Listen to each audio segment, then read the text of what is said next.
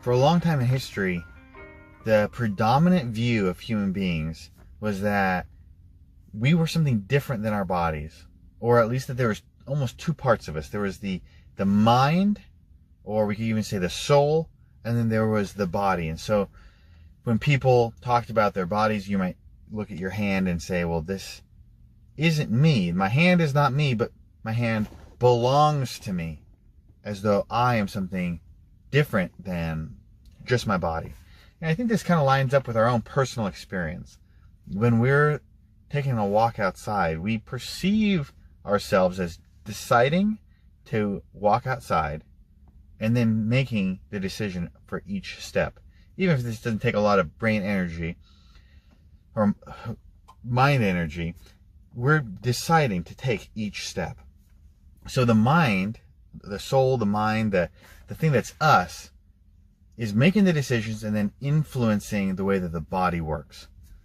Now, over time, especially in the last 100 years of science, the view has drastically changed. And now, most modern scientists and many modern philosophers would say that there is no mind or soul that's separate from the body, and that our experience of consciousness is just the body itself. That the us, the thing that we think of as being us, is a experience we're having that is simply our brain acting. And the reason we have this is that a lot of our modern science shows that physical changes in the brain influence how we are, how the experience of the mind is.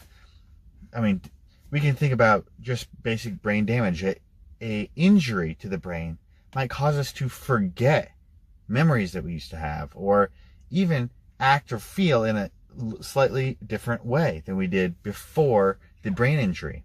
We might be totally different than before the brain injury.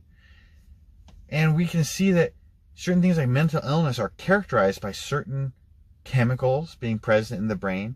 If we look at somebody whose brain has a lot or a little bit of a particular chemical, we might expect to see a certain mental illness that they would have. Now, we might experience that our mind is working differently, but modern science kind of suggests that the brain is acting on the mind or changing the experience we're having. So instead of, we think about, oh, we're making the decision to walk down the street, we're taking each step, the mind is influencing the body. A lot of modern science would suggest that no, the brain is controlling the mind, not the other way around. And so there's a big question, or I think some people would consider it almost settled, that if the brain's physical changes influence our experience of ourselves, the way we think, act, feel, well then, why would we even think that we would be something beyond the body? We're just simply the brain. The brain is controlling everything. So we are our body. There is no separate mind or soul. I can kind of see where people are coming from, and this has led us to want to treat people in a purely physical way. If we have a certain mental illness, we might think, well, if we could just develop the right medication or the right surgery, maybe we could, quote unquote, fix that mental illness or whatever the problem somebody is experiencing. Because if it's a purely physical problem, then a purely physical solution must exist. Even if we don't know it now, maybe none of our medications are perfect now, but one day we could get there. I think that drives a lot of research. Now, I do think, though, if we look at the grand scheme of things, there is some evidence that would suggest that a mind is separate. A lot of times I hear people characterize all modern sciences only supporting the idea that we are just physical. There is no mind or brain. But I think that some exist. And one of the things I want to point out today is there is a particular type of psychological therapy called cognitive behavioral therapy.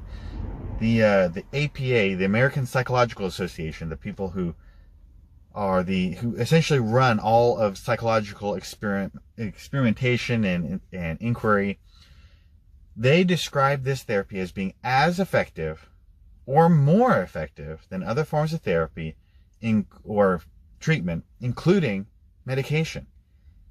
They're saying that this therapy is as effective as medication or more effective than it. So what is it? It seems like it's something pretty powerful. Well, to really dumb it down, to really boil it down to its basics, cognitive behavioral therapy teaches people to think differently about reality. In this therapy, you're going to meet with a expert, a clinician, a doctor, and they're going to help you to think about the things that are causing you problems in your life. Think about the experiences you've had in the past and are currently having. They might teach you to think differently about yourself, to help you try to grow in more self-confidence or see your own self-worth, to see maybe those triggering things in life as being less traumatic. They're going to help you to think differently. That's the bottom line. And through thinking differently, people show great recovery. I mean, they're saying that this is as effective as other treatments or more effective, including medication. So that's my big question, is if medication is less effective in treating your mental illness than talking and thinking through your problems, well, that would suggest that maybe there is something more than physical going on here. See, if we've got a certain mental illness, we are suffering from depression, then there might be a certain chemical imbalance that we would see in our brain. But if just talking through our problems could eventually get to the point, and I'm not trying to make this seem like this is a easy fix that you just go and overnight you're cured of whatever thing you're trying to improve. I mean, this is a process, but if after a lengthy process of just intellectually addressing some of the issues in your life, you could overcome your mental illness, so now your brain is no longer characterized by these imbalances and chemicals, well, it would almost suggest that the mind is influencing the brain, that just thinking processes through could influence the physical structure of our brains. See, before we were looking at science that was suggesting that the brain influences the mind, and that's undoubtedly true.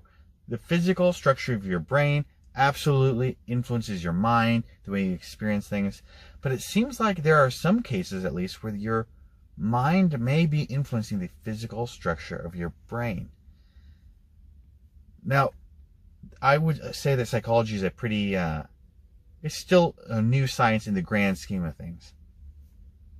But I think right now, for us to say that the scientific evidence shows that there is no mind, no soul, is extremely premature when there is some evidence that would suggest things are exactly the opposite. See, if the brain influences the mind and the mind influences the brain, that would suggest that they are two distinct and separate entities, that it is not simply a brain acting on itself. Now, we look at, in Christianity, we have clear teaching that there's something more to you than your physical body. And I think it is way far premature to say that any type of modern scientific evidence could prove otherwise. There is still more than enough reason for us to think that there's something more to us than just our body, even in light of modern scientific evidence.